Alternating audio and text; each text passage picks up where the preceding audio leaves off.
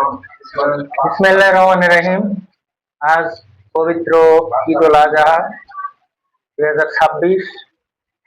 এই উপলক্ষে আজকে আমি ঘাসিগ্রাম ইউনিয়ন বিএনপির সাধারণ সম্পাদক হিসাবে আজকে এই ঘাসিগ্রাম ইউনিয়নবাসীকে আমি জানাই ঈদের শুভেচ্ছা, ঈদ মোবারক।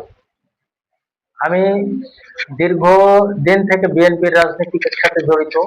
আমি যে ছাত্র রাজনীতি 1986 সাল থেকে শুরু করে অদ্যাবধি আমি পোস্টকুলি রাজনীতি করি। আমি ছাত্র দলের সভাপতি ছিলাম ইউনিয়নের, আমি কলেজ শাখার সদস্য ছিলাম ছাত্র দলের, আমি যুব দলের এই ইউনিয়নের 8 বছর আমি সভাপতিত্ব করছি। আমি মোহনপুর থানা যুব দলের সাংগঠনিক সম্পাদক প্রত্যক্ষ ভোটের মাধ্যমে আমি নির্বাচিত হয়েছিলাম। তারপরে আমি এই ইউনিয়নের বিএনপির যুগ্ম আহ্বায়ক, তারপরে বিএনপির আমি আহ্বায়ক, তারপরে বিএনপির অদ্যাবধি আমি সেক্রেটারি হিসাবে দায়িত্ব পালন করে আসছি।